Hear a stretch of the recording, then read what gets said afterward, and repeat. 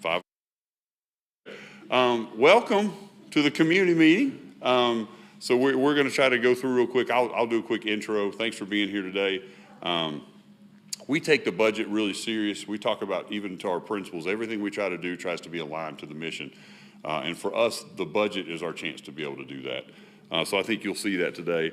Just a couple comments I have about this budget. The last 3 years, we've seen a lot of work that we've seen in major initiatives to try to align back to the 4 priorities. And our 4 priorities are, as you know, I couldn't get through a meeting without saying them: excellence and foundational skills, great educators in every building, career empowerment and preparation, and success for every student. And I'm really proud of the folks who are sitting at these tables and all of our principals and teachers who have really aligned the work over the last 3 years to that. And I think that's why we've seen 3 consecutive years stacked of good data for kids. So we don't do it for compliance. We do it because in the end, we know that what our mission is as a organization is to raise the next generation, and we do that by making sure they're hitting the marks that they need to hit. While this year's budget does allow for some additional innovative ideas that I'm excited about, some of those being our middle school analysis that we'll go into next year, our alternative schools and programs, looking at kind of the effectiveness of those. You've kind of seen how we do this now. We bring in an outside group to help do an analysis of what our baseline is. We build 3 to 5 year plans on how we can get better and improve in those.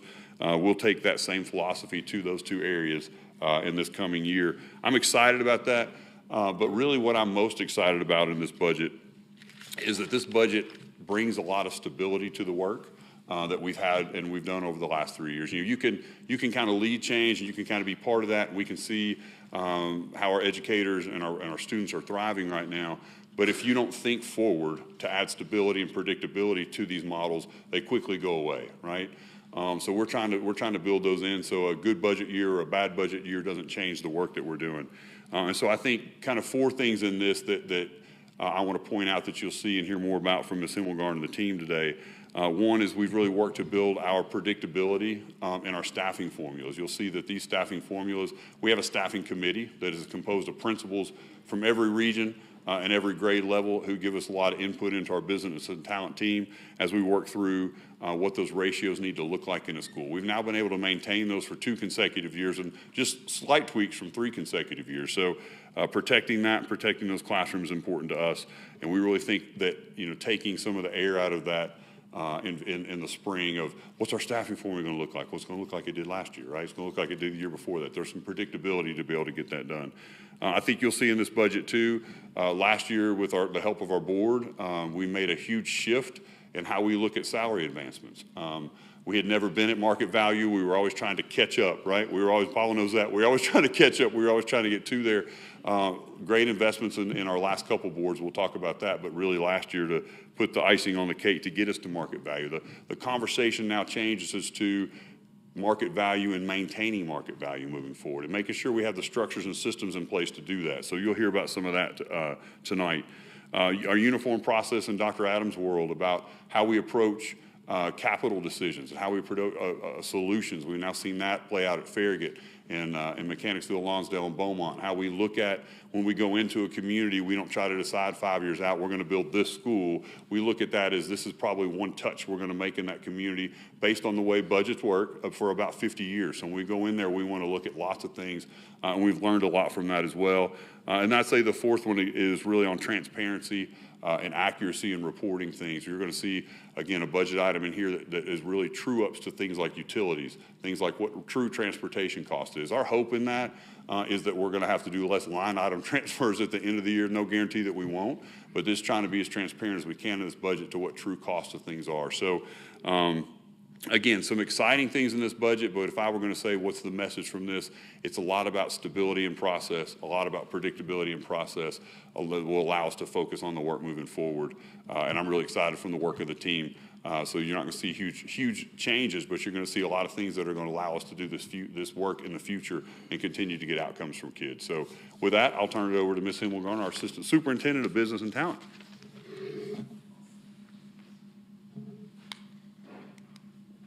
Good evening, everyone. Jennifer Himmelgarn, Assistant Superintendent of Business and Talent. Excited to have you here with us tonight, either in person or tuning into the live stream. Excited to share with you, like Dr. Reiswick said, about this FY26 budget. First, we'll talk a little bit about the timeline that led us to today, going into April 29th, which is the special called meeting. So we typically start the budget process for the following year once a budget's approved. The budget cycle never truly stops. Once one is approved, we're starting to work towards the next. So in the fall, you may recall receiving community budget surveys. We thank those of you in this room and listening in that responded, that gave us insight in how to prepare for this year's budget. Our KCS staffing committee, made up of 10 principals, 2 from each region, 1 from each grade band in each region that Dr. Reiswick mentioned, also restarts their work in the fall, take a short break in the summer and restarts in the fall each year. The real, I would say, meat of the budget preparation does start late fall, so December through this semester. So that is division meetings with department heads, specific departmental budget requests. We had regional focus groups in January as well, and we'll talk about both the community budget survey and the focus groups a little more in depth on the next slide. Moving into February, when we receive our projected revenue from our different funding sources, as well as getting those staffing allocations out to our individual schools. Finalizing district proposal, March, and brings us to April. So in April, we do individual meetings with board members, similar information sharing to what we're sharing with you all tonight. And then we share with principals as well, who will take that to their staffs, and that is leading up to the special called budget meeting April 29th. And the budget that the board approves will then be presented to the county and voted on by county commission in either May or June. We anticipate May. So a little more about that stakeholder engagement. We talked about staffing committee, 10 principals, regional directors, as well as district personnel. We're very grateful for those school leaders who lend their time to the work of the district in building staffing models and strategies that best serve the needs of unique student populations across the district. This year, the staffing committee spent over the last several years a lot of work on our staffing allocations. Those did not change this year going into next year. Staffing committee did do a lot of work this year, and I'll highlight 2 of the major recommendations they made. One, they made a lot of other recommendations on just logistically how to streamline our hiring process or enhance the experience of KCS employees in the district. 2 specific recommendations that I'll highlight. As our pre-K population is growing, they identified a need to include those pre-K students in our administrator allocations to better serve the needs of those students in the entire student population, and we have taken that recommendation.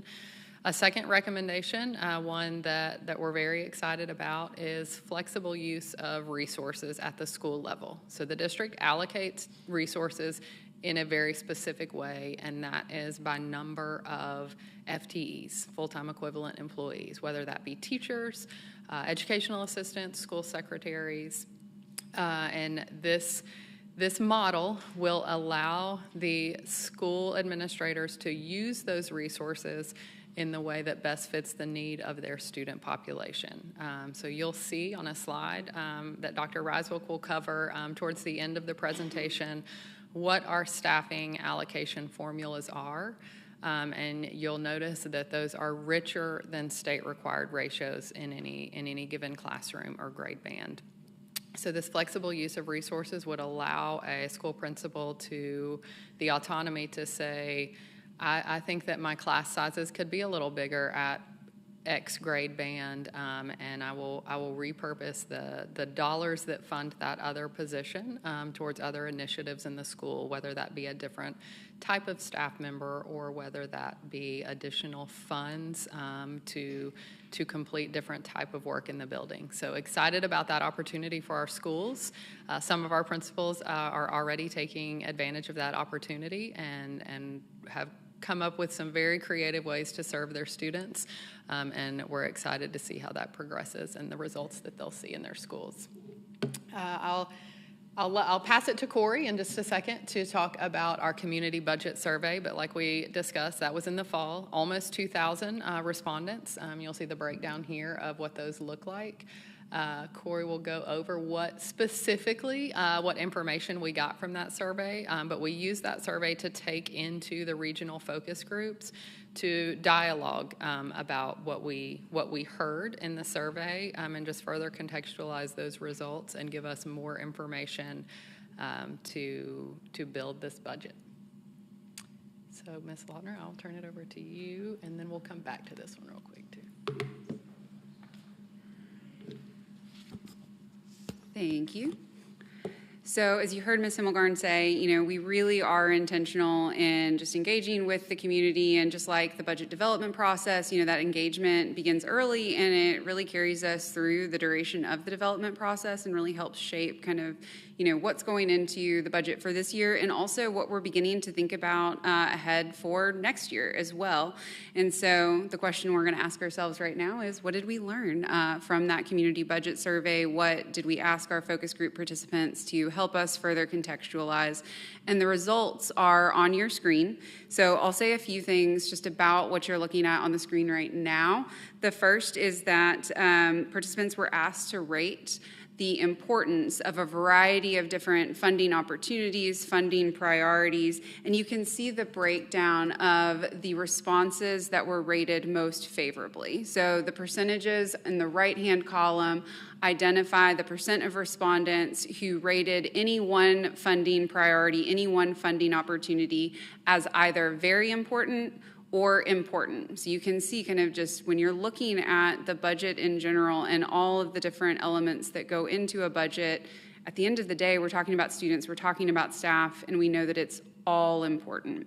And so when we start working with finite resources and that charge to make the most of our resources to impact the greatest number of students possible, we use questions like these to help inform the how behind the resources allocated within the budget.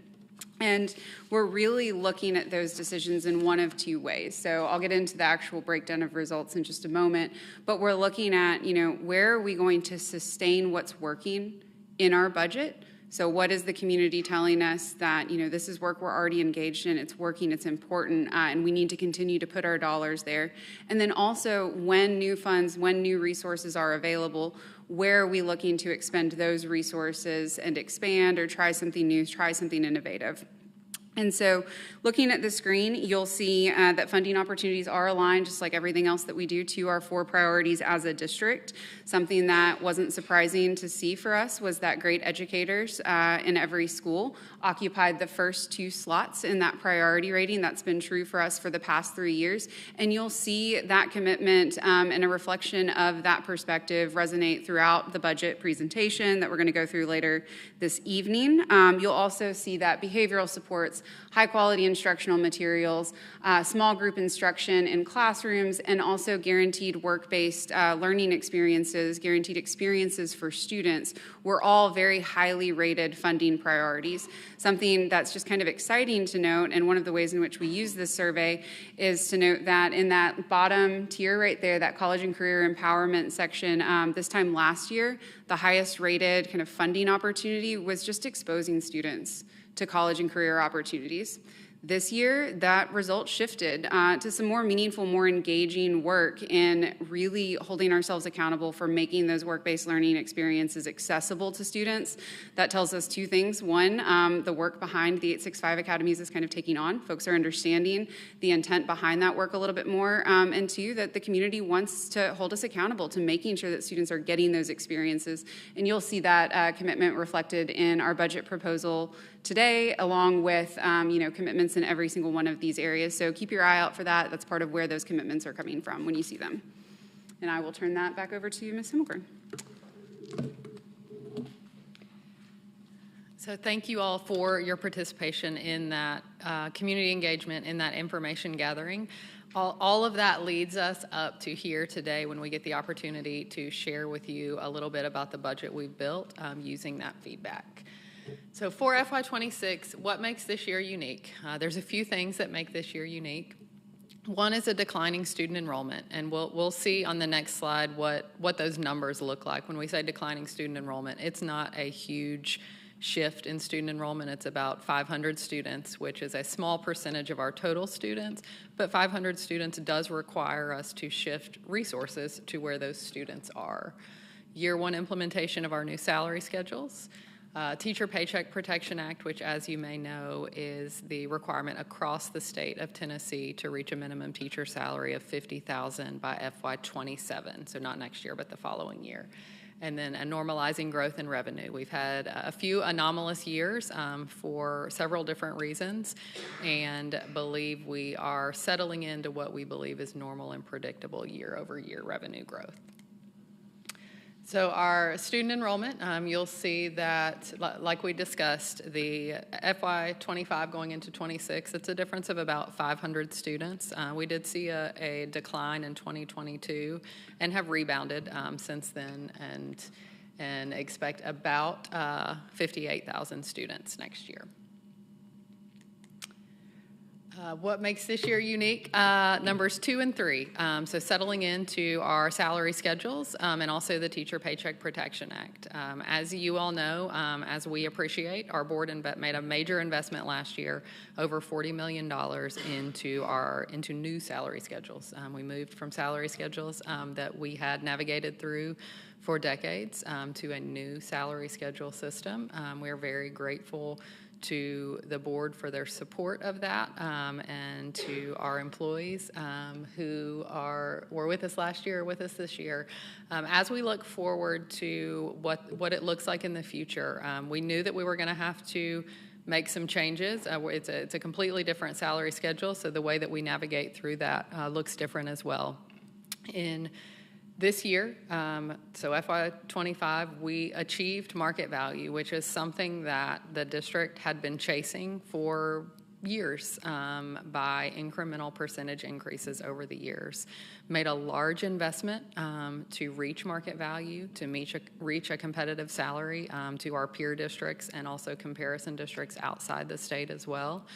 So our plan going forward for the certified scale and the general scale, with one caveat that we'll talk about in a minute, is to navigate through those schedules, so advance through those schedules by way of steps. The step advancement will be the salary advancement, and we're going ahead and naming now that 2028 is when we will reassess market value.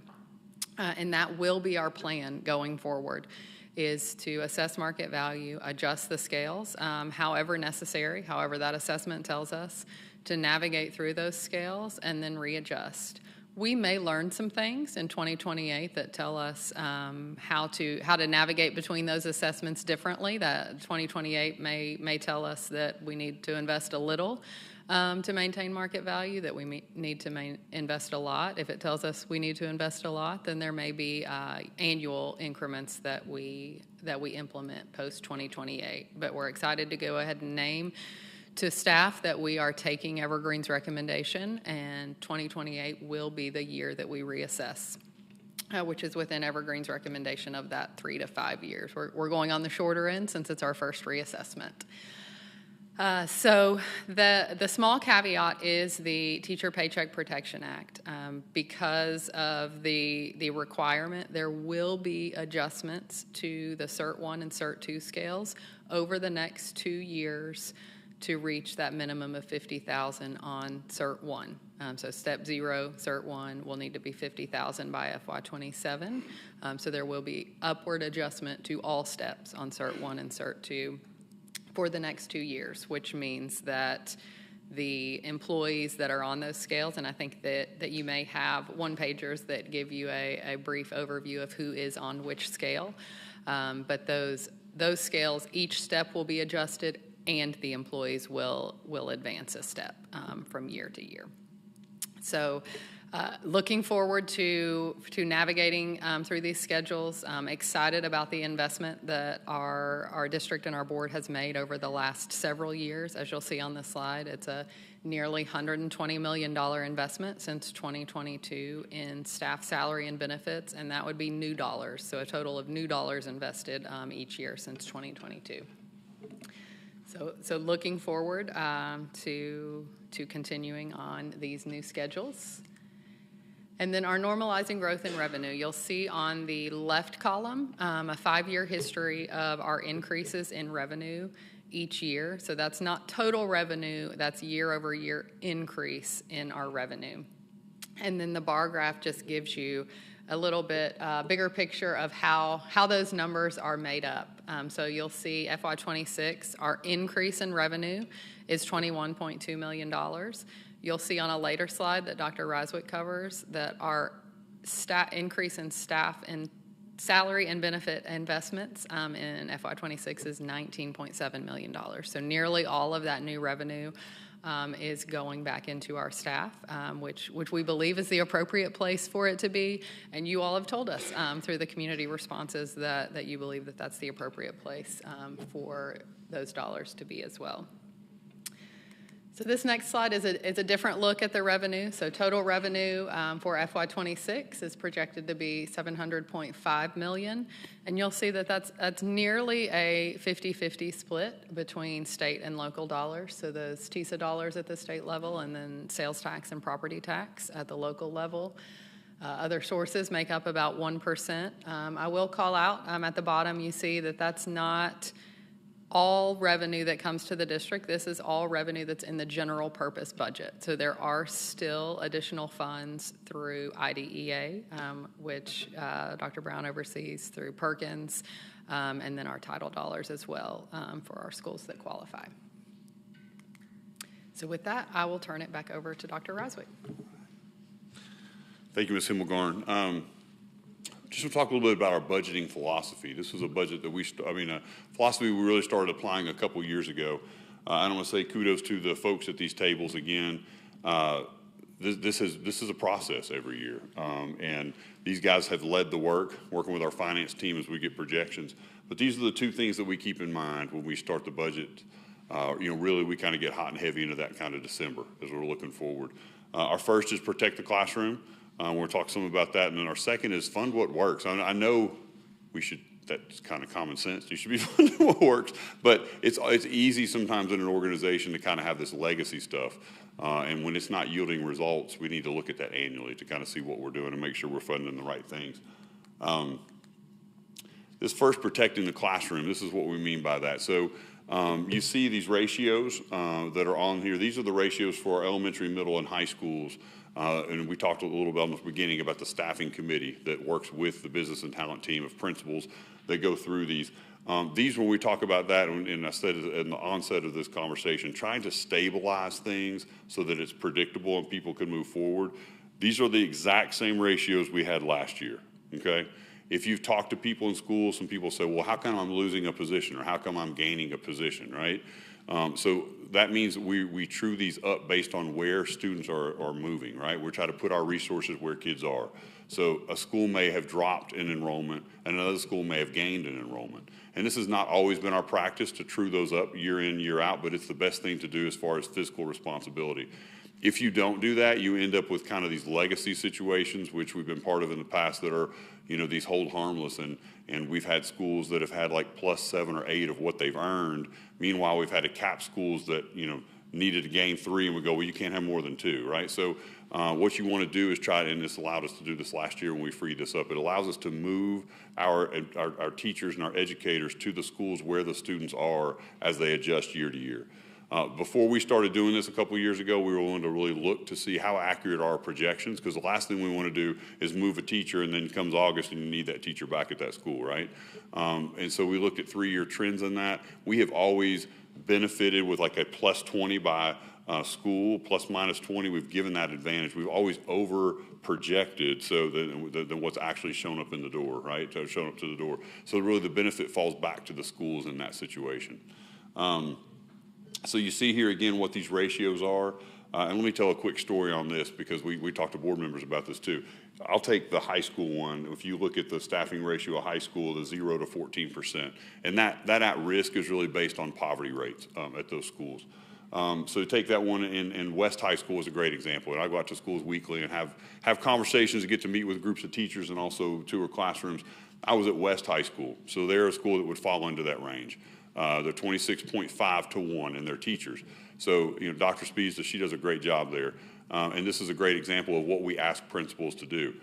We might get a call from a parent that says, well, my student has 33 kids in that classroom, right?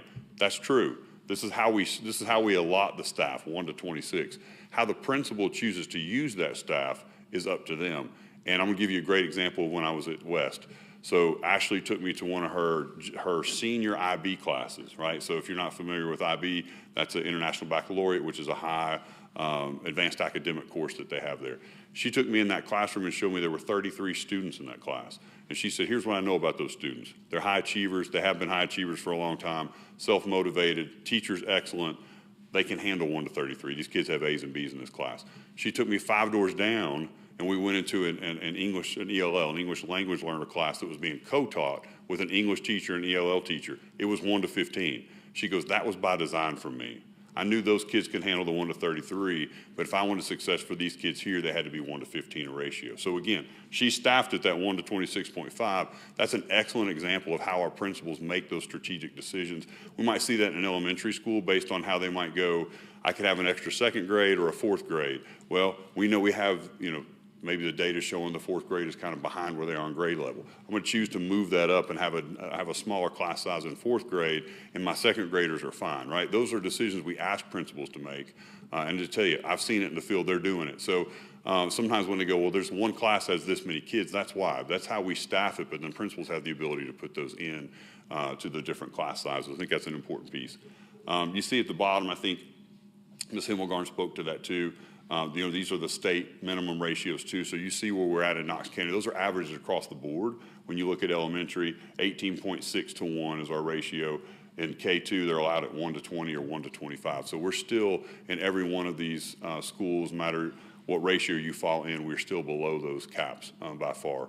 And again, that's important for us too to make sure that continues to be there. And so we have prioritized that. So protecting the classroom comes at a cost. And that's important. Again, we always talk about the school district is the classroom, right? The school district is the school. Tell that to principals and teachers when we go out every day. You're the car line, who returns the emails, who puts the homework in the backpacks, right? That is the school system. So for us, that's important for us to protect that. What we're trying to do is keep that going no matter what the budget is. Good budget year, bad budget year. This wasn't necessarily an extremely good budget year. We saw what we didn't think we necessarily get. Ms. Himmelgarn's pointed out, $21.2 million in new growth, in new dollars that we came. We kind of had expectations there might be a little more than that, but it wasn't. But again, so then you go back to your priorities and protect the classroom. This year, in order for us to protect the classroom, we had to make some moves at the district office. So you see a reduction in positions. Last year we saw a reduction as well, but a lot of that ended up being dollar amounts.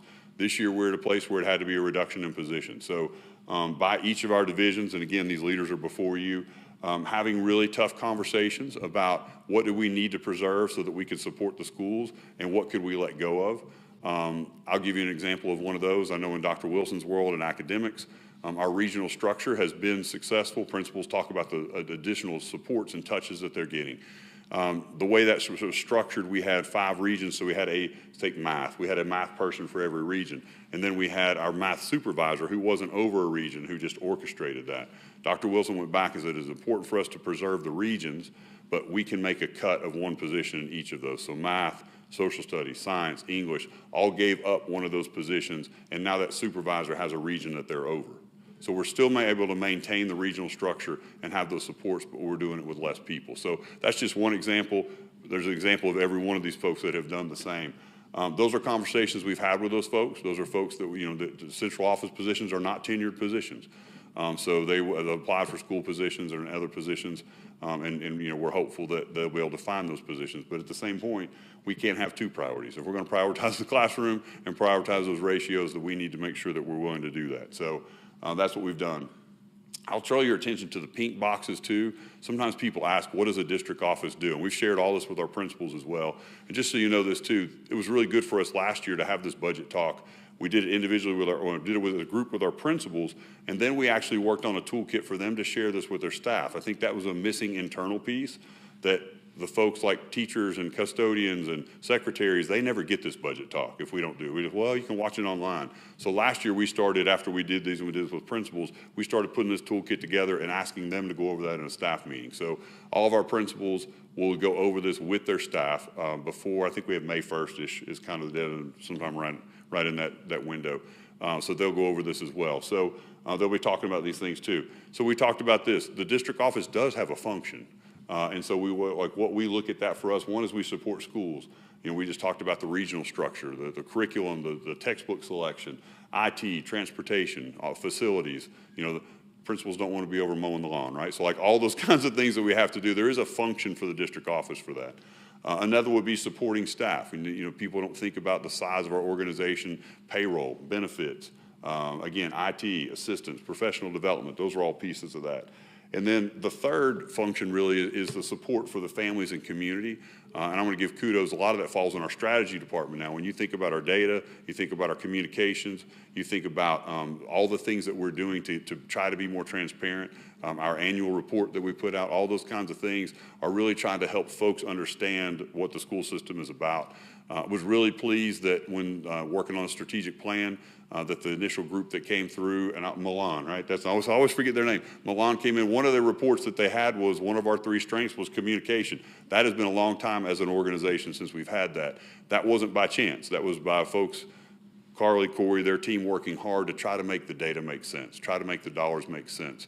And so that's a big part of what we do too. So as we talk to principals, they all agreed, we don't want anything to do with those 3 things. We need you guys doing that. Let us do school. So just kind of laying out what our job is in that as well. So our budget philosophy on funding what works. I think the red box is one way that sometimes organizations go at it. There's that assumption we have what we have. And so we go into the next year and we go, yeah, but I got this one other idea in addition to what I have, right? I would say as an organization, that's where we were probably about 3 years ago. We've really changed that. Again, kudos to Ron and Joe and the finance team. They do a good job of bringing those numbers, but now we've asked the assistant superintendents to own those conversations, start back and go, what's worked? You know, we've been trying these certain things. We've been trying these certain structures. We've been trying these functions. I've asked all of these guys, and they do a great job of that, and I do as well. We pulse the system. We go to schools. We walk with principals. We go in classrooms. I know I've got a group of teachers when I meet with them every week. When I go in, I'll ask a specific question around special education. What's working? What's not? You know, what about this? What about that? And they give me some great feedback, and I can come back and share it with the team. I know all of these guys have been out doing the same thing. So that's the only way we know is to get on the ground, walk in the halls, have the conversations, and that's how we're finding that out. Priority alignment. I think Corey said this a minute ago. Everything we do now, and kudos to the finance team, the line items are tied back to one of the 4 priorities, and we try to tie them tightly to that. And if they're not tied tightly, these guys have had a conversation with their departments to go, I'm not seeing it. Like where is this? Where is this going to drive to an outcome? That's important. It's taxpayer dollars that we have, and it's important that we can report out that way. And then we ask also what's needed. If we see gaps in the data, and what is it that we need to look at from there? So everything for us, though, is intentional, student-focused, and results-driven. And again, kudos to our teachers, to our leaders in the schools, and to our team. That's why I think we've been able to see improvements for students over 3 straight years in a row. I think Keith and I are tag teaming this one, right? All right, so funding what works in this budget. My upper left, I guess it's your upper, I don't know. The $19.7 million, I won't try to get turned around. So the $19.7 million, I think Ms. Himmelgarn just said this, 21.2 million of new dollars are coming. We're investing 19.7 million of that back into priority 2, great educators, benefits, salaries, steps, salary advancements. So almost all of our new money is going right back into that, which aligns again to the survey, aligns again to our priority, right? That 19.1 million invested in staff, that's why we can change this conversation. We are at market value, and our goal is to try to maintain that. It's a very different conversation than we've had in my 20 plus years in the district. 2 other places are, I'm doing green and red, right? Okay, thank you. Green and gray, thank you. All right, is our 865 academies. Corey talked a little bit about that being, it's really been neat to see CEO champions come around that and see the business community this year make that switch to go, wait, we thought you were asking us for something, but we need this. This is our future workforce. These are our future jobs. They've really taken ownership to so much to the point that in our high schools, we had our CEOs ask if they could come to a staff meeting and explain why it was so important for them that their kids from their school came out to their places of business and let them come guest speak. So it's been really neat ownership from that side. We talk about 3 E's. We're all about a plan for the future for every single kid. And so for us, that's enroll in a post-secondary. We want that to happen if that's where you, and if you are, we want to make sure you've done some dual enrollment and some things before you leave. Prove that you can do it while you got all these caring adults around you, because you're getting ready to go do it on your own, right? Our second one has been employ, and we want you to get those industry certifications. Our career tech ed team is working to make sure they're not just mindless career industry certifications. They're aligned to what apprenticeship programs are looking for. They're aligned to what business is looking for. And our third E is enlist. And when we talk about enlist, we started realizing, all the opportunities that are available for kids, all the opportunities to learn skills without taking on debt, the GI Bill that comes with that for them to get master's degree. I'm an Army brat. My dad took the GI Bill, got a master's degree, changed the trajectory of my family, right? So how important that is. So worked with the mayor. He's agreed to pilot a position for us for 2 years, and the county's going to pay for it on the enlist side. And so what that position will do for us next year is still work in our college and career readiness space, but it will work to make sure things like ASVAB test, which is a test the military uses, is aligned and being used well, making sure we have a presence of guest speakers who have had the military be part of their professional development, who can come into those freshman academies and have conversations. There's a lot of recruitment around those academies for all the branches of the military. I don't know if you guys know that, but there are surrogates in the community, but trying to get them all on the same page and all in that same process, working with our counselors, and to promote our veterans. We do ceremonies about the veterans that work for us as Knox County employees. And then this year, for the first time, we'll do a celebrating service in May where all of our seniors who are going on to serve, we'll have a luncheon for them with a great guest speaker coming in to do that. So it is a very viable option for us. We need to build that out, and we're thankful that the mayor has agreed to pay into that. And then the last one I'm going to hit is this $3.4 million. I talked about this a little bit on the onset. Kudos to Dr. Adams and our finance team. Utilities go up, gas goes up for transportation, all those things. No one thinks about that cost. In the past, we've kind of left that number static, and then toward the end of the year, we've kind of had to find other dollars to fill that. Just trying to be super transparent. So there's a $3.4 million increase for utilities and for transportation. And kudos to Ryan Dillingham, who runs our transportation, a brilliant young man who runs a small logistics company every day, trying to get 32,000 of our kids back and forth, picked up every nook and cranny from all across Knox County in traffic and all these kinds of things. So great job they do there, and we do that with a bunch of contractors who love kids and contract with us to do that. So that investment is really a true up for that. I'm going to have Dr. Wilson speak to two of the other ones.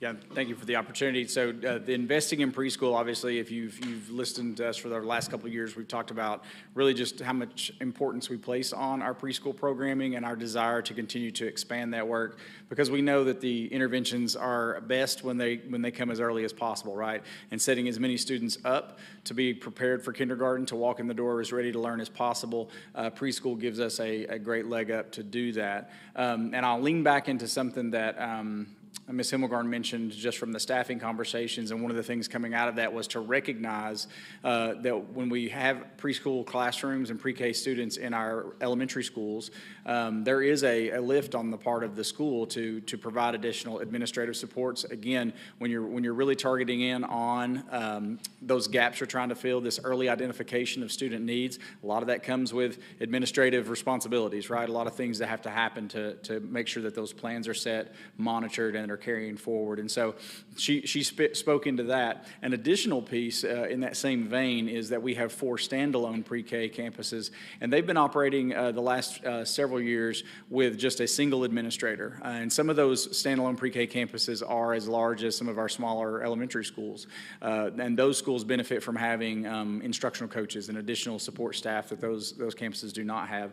And so, again, our investment in that is to give some additional administrative support, a couple of shared shared positions that can act as additional administrative support for those schools, and give the principals there some more opportunity to distribute, some of those responsibilities they have. Our teachers in those schools, pre-K is not what it was 20 years ago. The curriculum is very well defined. It is very aligned to what we are preparing kids to do when they enter kindergarten. And so we have our teachers in our pre-K classrooms and in our preschools involved in our professional learning communities and in planning and in doing all of that. And so all of that is a big lift. And so giving them some additional administrative support and investing some new dollars there to make that happen was really kind of what's shored up in that item. And then the last one I'm going to talk about is enhancing the alternative program. So again, as we went through the budget process and tried to look for places where maybe we could improve our work, maybe we could save some money, one of the ways that we have been serving through the alternative program for the last several years, and because of the number that we've had to serve, is through what we've called the night alternative program. And so once we reach capacity with our regular day programs in alternative settings, these are students who have had an incident that's resulted in a longer-term suspension, quite often a zero-tolerance suspension.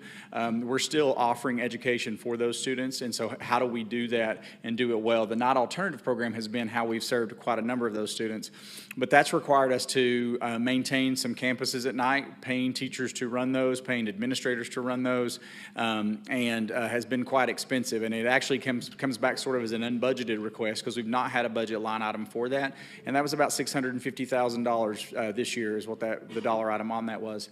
And so a couple of years ago, our virtual, the state law changed, allowing for our virtual schools to become a way that we can serve students that are in alternative placements or that are serving a suspension.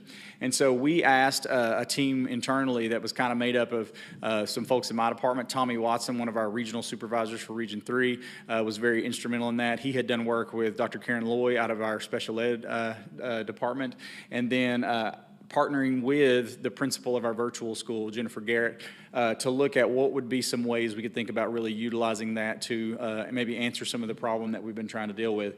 And they've come up with a really great model that we actually think is going to serve students better. The students who are serving a suspension that's not quite zero tolerance are still going to be served through their base school, through an extended base school model. And so our high schools are going to pay some stipends to some teachers to provide sort of like case management and tutoring and work with those students who will stay on the school roster, stay connected to the classrooms and the teachers that they work with currently, so that transition back to the school is much easier for that student. And then for those students who do have a zero tolerance offense, we have the main campuses, but instead of that night alternative for that overflow, we can actually enroll those students full-time into coursework at the virtual school. And so they'll continue on with a live instructor every day, getting the instruction from the student or from the teachers. And again, we believe providing them with the best leg up for at the point that they do transition back to their base school. So that's going to be a new model for us. But again, as I mentioned, starting out at about $650,000, we were able to do this new model that we're going to put into place next year for about $200,000. So that was a significant savings for us there as we looked at a shift in programming to do that. All right.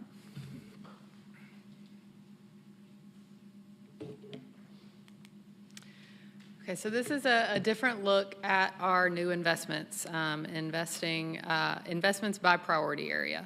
The district has 4 priorities. Our spending should reflect support of those 4 priorities. So one thing that each division does is categorize line items of spending based on which priority they support. So this is a different look at our new investments that you've heard about, and you'll see the $30.1 million in new investments here. That looks different than that 21.2 number of new dollars that we talked about previously. This means that some of our funds that we had this year going into next year are being redirected to new initiatives. So 71%, the majority of our new investments are going into great educators. Of that 21.3 total number of new investments, like we discussed on the last slide, 19.7 of that is going into salary and benefits for our current employees. So the steps as well as the adjustment to those Cert 1 and Cert 2 scales. 17%, which looks like a pretty big number, reflects the majority of what Dr. Riswick talked about on the previous slide, those true-ups, mainly in transportation and our utilities. And I am going to toss it to Dr. Brown to talk about the remaining 3. Thank you, Ms. Himmelgarn. As Dr. Wilson just mentioned, one of the big items in success for every student is obviously our investment in the new alternative schools model. We also, as we try to meet the needs of every student in student support positions, we've added 10.5 new positions there. A lot of those are due to needs from IEPs and other things that students require. And also, we've had to reallocate some funds. We previously paid for some required materials for our ELL students through our ESSER funds. Those dollars went away. Last year, we were able to acquire some fund balance. This year, we're rolling that into our general purpose budget, so that's what you see there in middle school ELL materials. And excellence and foundational skills, again, Dr. Wilson already touched on the preschool instructional supports, but we're also there investing some more into our textbooks. I think those are for a lot of our consumables. New textbooks now come with workbooks that have to be replaced, so we're having to replace some of those things. And then finally, the college and career empowerment space. Dr. Reiswick again mentioned the enhancing enlistment pathways with our new focus on that enlistment, and also touched on the partnerships and our experiences through the 865 Academy. So that's about $460,000. So I am going to turn it over to Dr. Adams, I believe. Nope, you first. Oh, sorry, let me go back. Yes. So you'll see that not each priority has the same number of new dollars being invested. This is not a ranking of importance of our priorities. Obviously, the most is going into great educators because we know without our people we can't carry out the rest of these priorities. So this is not a ranking. This is just a reflection of new dollars into each priority. There are existing dollars in the budget that we're supporting these priorities, as well as those other funding sources that we talked about earlier, our Perkins dollars, our IDEA funds, and our title funds as well. And I am going to turn it over to Dr. Adams now. There are actually 3 items that will be on the special called budget meeting on April 29th. One is the general purpose budget, which is what we have spent the entire presentation up until now talking about. The 2 other items are the capital plan and the school nutrition budget. So Dr. Adams is going to go into a little more detail about both of those. Good afternoon and welcome. Thank you all for taking the time to meet with us this afternoon. I do want to cover just a few things with you all today. First, I want to start with our facility upgrades. Again, that's a hefty investment of $18.5 million. The board invested a couple years ago in a facilities assessment, and we want to really be intentional on our deferred maintenance. And so we now have a SLAM software where we'll be able to accurately depict how we move forward, and that will live for Knox County Schools for several years in advance. Our security and technology, there's a heavy investment in our security, of course. That is our number one asset, which is our officers in buildings. And between our new Chief Granillo, our deputy chief, our captains, our lieutenants, and our sergeants, and our officers in buildings, they have a total of 950 years of experience in safety and security. So very excited about the work that they are doing and the investment that our board and our superintendent, Dr. Reiswick, has made in safety. As far as technology, of course, we are a one-to-one district, and so there's always an investment in technology and new softwares that come out that enhance student learning and really gives teachers the tools they need within their building.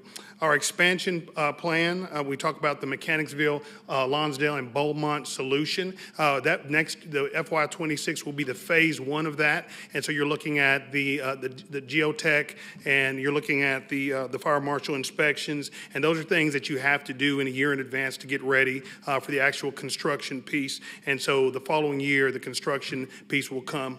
The contingency plan, this is something that we look at when we talk about anything from environmental testing to foundational stabilization and student accessibility. So I can give you a prime example. Anytime we have any foundation issues, those turns into emergency issues, and we immediately send a team out to go ahead and take care of that. We also have people on contract for anything that our environmental team cannot do. So the expansion, very excited about what's up and coming as far as our solutions. We have the Farragut solution, we have the Mechanicsville, Lonsdale, Beaumont solution, and then up and coming, we have the South Knox solution. Now keep in mind, this is a new approach to how we do our solutions. We have community meetings, we get community input, we get administrator input. It's really like a whole community approach, and then we look at several different options. Not only do we just look at elementary, middle, and high school, but we look at, do we need to do an addition on a school? Do we need a new facility? And what do we need in our other schools in that area? So 2027 is Farragut, Mechanicsville, Lonsdale, and Beaumont. The opening will be in 2029. And in 2031, we're looking at the South Knox solution. The facilities upgrades, I think it's very important for us to reflect on the work that we are currently doing and the work that we've already done. Hardin Valley Academy will be getting a new addition for a freshman academy. I was fortunate to go out and meet with the principal, Dr. Reniger, a couple of weeks ago, and very excited about the work there. It is a massive project with a couple of stories, and again, just a great investment in that community, especially with the growing capacity that they have within their school. Sturkey Elementary, again, I had an opportunity to meet with Mr. Rand, and so we had several conversations last year of what that looks like. Again, this is another example of how we looked at a whole community solution, and we were able to bring a portion of the special education population back to that building that was not there. So again, that's looking at a whole community approach. The Halls Middle renovation, again, that's another adjustment we made to that plan. When we originally were looking at that, we were looking at additional classrooms and a gym, and then we happened to look at the cafeteria as we did a walkthrough with the principal and really recognized that we needed more space in the cafeteria. For those of you who are educators, you know that the cafeteria can be a scheduling nightmare if you don't have adequate space. So that was something we were able to increase the capacity in that room as well. Gibbs High, we're looking at a partial roof replacement, and the Powell Elementary. We're really trying to get away from investing in portables, but as I went out and made several visits to Powell Elementary School with Ms. Frost, what we realized is one of the portables that they had, it just was not conducive for learning, not to where we want it to be as far as standard, and so we looked at purchasing a portable. At the time, portables were anywhere from $800,000 to $1 million. So again, not the most cost-effective way of identifying capacity. However, with the new Mill Creek, we were able to pull two fairly new portables from Hardin Valley Elementary School. And so those portables will be relocated to Powell Elementary School, and then we will do a demo to the existing portable that we're removing. Last but not least, school nutrition. There has been a slight increase in prices. I will say this is very comparable when you look around surrounding areas and food costs, right? So food costs have went up significantly, and so we normally look at this every 3 to 5 years. We revisit what the school prices are, and so again, when you look at schools in the area, it is very comparable to schools in our surrounding area. So that's all I have, and I will punt it back to Ms. Himmelgarn. Okay, and that brings us to the end. Next steps after this, the special called budget meeting on April 29th, where the board will vote on the proposed general purpose budget, proposed capital plan, and proposed school nutrition budget. The district then submits the approved budgets to the county, and county commission will vote by the end of June. We're thinking that will be at the May meeting, but either May or June. So for those of you tuning in, we have set up, do you want this one? For those of you tuning in, we have set up an email address for any questions. And then I believe Ms. Lautner will facilitate any questions that we have tonight for those of you that are in person.